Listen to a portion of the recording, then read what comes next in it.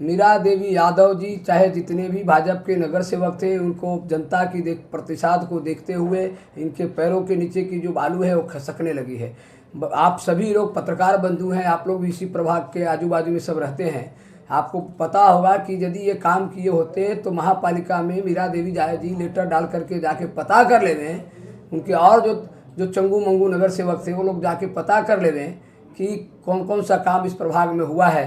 अभी 2 दिन में मेरा अहवाल आने वाला है, उनको बता दूंगा। और उनमें हिम्मत है तो भरी ग्रीन विलेज के चौक पे या किसी हॉल पे आकर के हमारे से डिबेट करें। यदि इसमें से कोई भी काम नहीं हुआ होगा ना, तो मैं वापस कहता हूँ कि नहीं हुआ होगा या उसकी मंजूरी नहीं मिली होगी ना, तो हम उम्मीदवारी वापस ले लेंगे।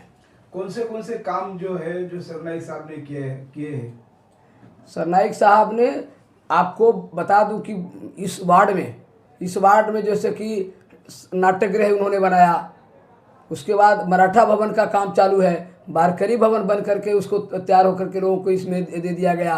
100 करोड़ की निधि से लेकर करके काजूपाड़ा से लेकर के चेक नाका तक के सभी सीमेंट रास्ता बनाए गए। इसी तरह से आपको कितनी काम बता दूं कि आपको उसके बाद देखिए स्विमिंग पूल बन रहा है आरक्षण क्रमांक 368 महाजनवाड़ी इको सिटी के संगम इको सिटी के पास में, वहाँ पे सिद्धूताई सकपाल तीरंदाजी केंद्र बन रहा है, उसका काम चालू है, जाकर के देख लें। वहाँ पे सीमेंट रोड बन रहा है, जाकर के देख लें। यहाँ पे आपने देखा कि सभी सीमेंट रोड बन गए, छेना में बन गए। उसके बाद आपको बता दूं अभी हाल में उन्होंने 5 करोड़ की निधि से 10 जगह पे, जिसका 14 तारीख को वर्क ऑर्डर हुआ है, उसमें 50-50 लाख का 10 काम का है।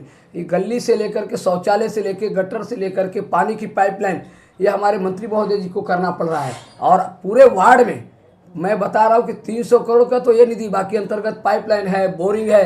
काजूपाड़ा में जाके देखिए कि अभी ही 12 बोरिंग हुआ, एक डाचुरपाड़ा में हुआ, 2 मासाचा पाड़ा में हुआ। तो इस प्रकार का हम काम कर रहे हैं। और आदरणीय मंत्री महोदय जी ने खास करके जब से महापालिका पे भ्रष्ट जनता पार्टी की सत्ता गई, उसके बाद सरनाईक साहब ने विकासों की जो झड़ी लगाई है, जो गंगा बहाई है, इनके पैर के नीचे जो है बालू खसकने लगी है। ये चारों उम्मीदवार जो है इस बार यहाँ की जनता घर पे बिठा देगी। इनका वो बौखला गए हैं। कभी आपने देखा होगा कि मीरा देवी इतनी आक्रामक होकर के भाषण नहीं करती होगी। एक उनके पदाधिकारी ने कहा कि यहाँ पे झोपड़े को तोड़ करके विधायक को, मंत्री जी को बिल्डिंग बनाना है। उनको बता दूं कि आपके जो नेता है ना, उनको TDR घोटाला करो, ये करो, वो करो, जमीन हड़पो। आदरणीय मंत्री महोदय प्रताप सरनाईक जी आज मंत्री बने हैं, पहले विधायक के कार्यकाल में भी उन्होंने इस प्रकार का कहीं भी काम नहीं किया है कि जिससे यहाँ की जनता जनार्दन को कोई तकलीफ हो। इसीलिए लोगों ने 4 बार उनको चुन के दिया और मंत्री बने। और आज देखेंगे तो शिवसेना नंबर 1 पे चल रही है। इसका कारण है आदरणीय मंत्री महोदय श्री प्रताप सरनाईक। 20 साल से हम लोग यहाँ पर नगर सेवक है और हम लोगों ने जो है बहुत सारा काम किया है। 1 साल के अंदर आए हुए जो लोग हैं, जो नए उम्मीदवार है, वो हमें क्या हराएंगे, इस तरह से कहा गया है। देखिए, हमारा नारा है कि 15 वर्ष बनाम 2.5 वर्ष। जब से ये 15 साल में यदि एक जनता जनार्दन, आप पत्रकार बंधु, आप पता करिए कि ये जो सीमेंट रास्ते बने हैं किसके फंड से बने हैं? MMRDA के फंड से बने हैं। आज हिंदी हाई स्कूल, जिन उत्तर भारतीयों ने, यहाँ पे राजकीय समीकरण क्या हुआ, उत्तर भारतीय की समाज की संख्या ज़्यादा थी। 2007 में एक नारा लगी, अभी नहीं तो कभी नहीं, वो जीत गए। फिर 2012 में क्या हुआ, मोदी जी की लहर आई, घर घर मोदी, हर हर मोदी, उसमें लोग पार लग गए। 2017 में भी वही थोड़ा सा माहौल था, उसके इस तहत चुनकर। लेकिन ये लोगों ने पूरे लोगों को इस शहर के और ख़ास करके 14 नंबर को नागरिकों के लिए उन्होंने निराशा किया है। BSUP का प्रकरण आप देख लीजिए, कितना साल होगा। भगवान राम का जो कि वनवास खत्म 14 साल में होगा, 14 साल के बाद भी 4136 जो पात्र लाभार्थी थे, उसमें से सिर्फ जैसे कि 600 लोगों को घर मिला है। उसमें भी आपको जाकर बता दूं कि उसके लिए भी 156 करोड़ की MMRDA से लोन जो आदरणीय मंत्री महोदय जी ने हमारे सभी पदाधिकारियों की मांग पर उन्होंने मंजूर किया। उसमें से आज तक 40 करोड़ रुपया आया। इसमें इनको इंटरेस्ट नहीं है, इनको इसका इंटरेस्ट है कि जिस तरह से, मुझे नहीं कहना चाहिए, ये भारतीय जनता पार्टी को लोगों ने राम मंदिर का मुद्दा उठा करके सत्ता पे काबिज करने की कोशिश की, उसी तरह से यहाँ पे काम करते हैं। आज की जनता बहुत ही सुजान है, समझदार है, और आने वाले 15 तारीख को जो 16 को रिजल्ट निकलेगा वो जनता बताएगी। शर्मा जी, आप पर मीरा देवी ने एक आरोप लगाई है कि आप झोपड़े में जाकर धमकी दे रहे हैं, वोट मांग रहे हैं, इसमें क्या कहेंगे आप? मैं किसी भी यदि झोपड़पट्टी वैसा वीडियो मीरा देवी यदि दे देवे तो मैं वापस कहूँगा, मैं मेरे बेटे का फॉर्म विड्रॉ करके लूँगा, नहीं तो वो अपना फॉर्म विड्रॉ करने को तैयार है क्या? सबूत बता दे। हाथ कंगन को आरसी किया। रामवंश शर्मा लोगों को जोड़ने का काम करता है, तोड़ने का काम नहीं करता है। सर प्रताप सरनाइक साहब जो है उनको आमदार यही लोगों ने बनाया है, ऐसा उनका कहना है। और युति के माध्यम से बनाया गया है, खासदार भी युति के माध्यम से होता है। और अब नगर सेवक जो है हम हमारी मर्जी से करेंगे, यहाँ पर उनका कुछ यहाँ पर चलने वाला नहीं है। मैं बोला ना 16 तारीख को दिख जाएगा क्या चलेगा क्या नहीं चलेगा करके। आपको बता देना चाहता हूँ, ये महायुति का आमदार बोलते हैं सही है, लेकिन इनके एक भी नगर सेवक विधानसभा चुनाव में आदरणीय मंत्री महोदय सरनाइक साहब की विधानसभा चुनाव में प्रचार करने के लिए नहीं थे। ये लोग सब थे 145 में। इनकी और उसके पहले भी जितने चुनाव हुए ना, तो इनके नगर सेवक लोग कहाँ जाते थे? वाड़ा, मुखाड़ा, वसई, विरार, नवी मुंबई प्रचार करने के। इनकी नैतिकता नहीं है, बोलने का अधिकार नहीं इनको। और आज जो है कि महायुति हम भी कहते हैं ना, हमारे नेता भी कहते हैं। मैं मोदी जी को मानने वाला व्यक्ति हूँ, मैं देवेंद्र फडणवीस जी को मानने वाला व्यक्ति हूँ। मैं जैसे कि भारतीय जनता पार्टी के खिलाफ नहीं हूँ, यहाँ पे भ्रष्ट जनता पार्टी के खिलाफ हूँ और अहंकारी नेता के खिलाफ हूँ। और मैं भी इस प्रभाग में, मुझे भारतीय जनता पार्टी से कुछ गिला शिकवा नहीं है, हम उसके खिलाफ नहीं है। हम भ्रष्ट जनता पार्टी के जो लोक प्रतिनिधि है, जिनके नाम पे लोग चुन करके आते हैं और आने के बाद भ्रष्टाचार किए, निकम्मापन किए हैं, उनके खिलाफ में यहाँ की जनता भी है और मैं भी उनके खिलाफ हूँ। और एक कहा गया है कि शेर जब शिकार करता है तो किसी को बख्शता नहीं। जब शेर शिकार करता है तो फिर आपको बता दूं कि इतनी भाषा जो बोल रहे हैं, ये शेर पहले कहाँ था? ये खाली समाज पे यदि चुनाव नहीं लड़े ना, आज भी मोदी जी और योगी जी का मुखौटा लगा के सभी उम्मीदवार मैदान में उतरे हैं। अरे अपना चेहरा लगा के उतरो ना, तब मालूम पड़ेगा।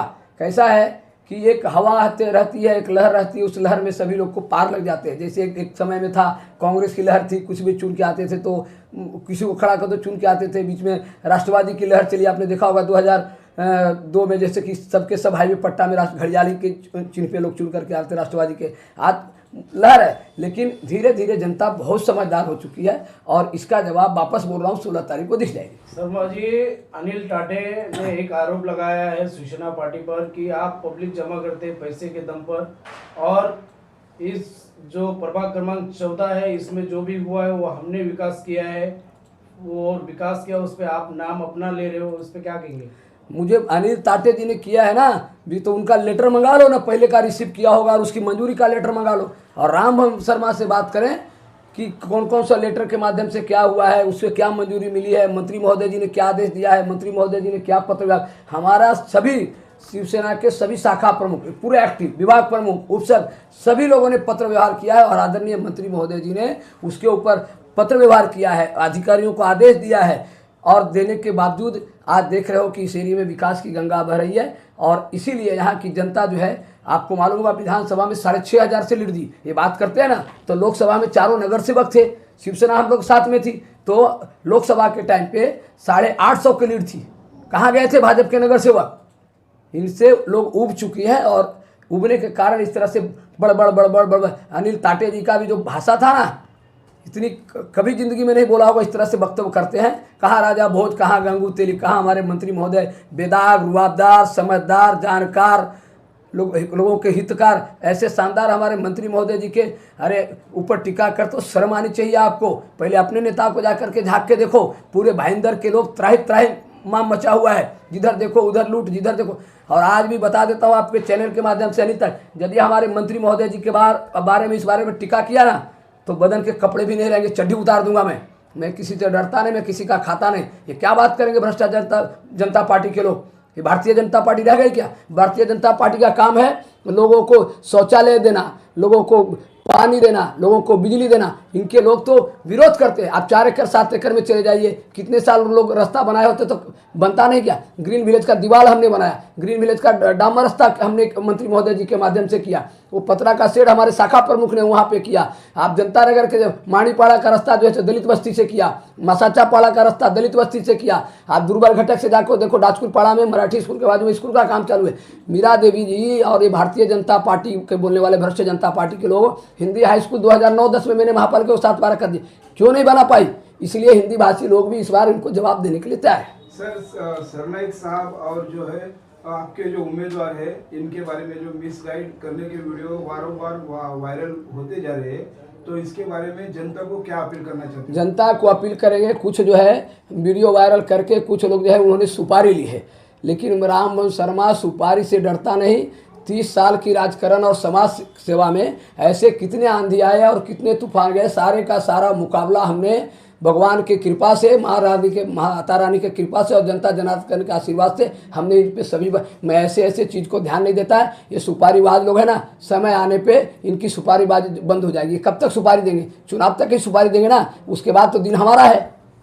जनता से क्या अपील करेंगे मतदान के बारे में? मतदान के बारे में ही अपील करेंगे कि आदरणीय मंत्री महोदय जी के आशीर्वाद से और हमारे शिवसेना पदाधिकारियों के प्रयास से जो काम हुआ है, विकास हुआ है, 15 वर्ष बनाम 2.5 वर्ष, इसकी मुकाबला देखते हुए, इसकी मुआयना करते हुए चारों उम्मीदवार की धनुष बाण की निशानी पे भारी मतों से बटन दबाकर विजयी बनाएं और 16 तारीख को मुंह मीठा करने के लिए हम सब एक होकर के आएँ और आने वाले समय में इस प्रभाग में बची हुई भी जो काम है वो सारा काम हम जैसे 2 साल के अंदर फिर करेंगे। जीतने के बाद पहला काम कौन सा करने वाले? जीतने के बाद हमारा सबसे पहला काम होगा BSUP से जो बाहर लोग हैं उनको घर देना। दूसरा काम होगा हमारे सभी को कनेक्शन पानी का देना। तीसरा काम होगा हमारा 14 फुट के घरों को, झोपड़पट्टी वालों को घर बनाने के लिए छूट देना। उसके बाद हमारा 5वां काम होगा कि इस एरिया में एक भी बड़ा पार्क नहीं है तो 4 एकड़ में पार्क करने का मेरा प्लान है। दूसरा, खेल का मैदान बड़ा नहीं है तो 3 एकड़ में खेल का मैदान करना है। और इस एरिया में एक AC नॉन AC हॉल होना चाहिए, जो गोर गरीब बड़े कहीं बड़े इधर उधर हो नहीं परवड़ सकता है, उनको नहीं अपना क्या बोलते हैं रकम नहीं हो पाता है तो बेचारा किधर भी रोड पे करते हैं, उसके लिए एक हॉल की हमारी संकल्पना है, वो पूरा करेंगे। उसके बाद आपको बता देता हूँ कि एक हमको यहाँ पे हॉस्पिटल जरूर करेंगे, कम से कम किधर न किधर। एक तो कैशलेस हॉस्पिटल 100 बेड का है तो और यहाँ पे भी 100 बेड का हॉस्पिटल कहीं भी मध्य में होना चाहिए, ताकि मीरा रोड जाने के लिए, टिम्बा जाने के लिए लोगों को समय जाता है, वहाँ पे सीट खाली नहीं रहती है। तो ये हमारा काम है। और जिम जो है बड़ा एक जिम सेंटर बनाना हमारा लक्ष्य है। उसके बाद लाइब्रेरी बनाना हमारा लक्ष्य है। और आपको कह दिया कि गली से लेकर नली तक जो लोगों की सुविधा चाहिए वो सारी सुविधा देने का हमारा प्लान है।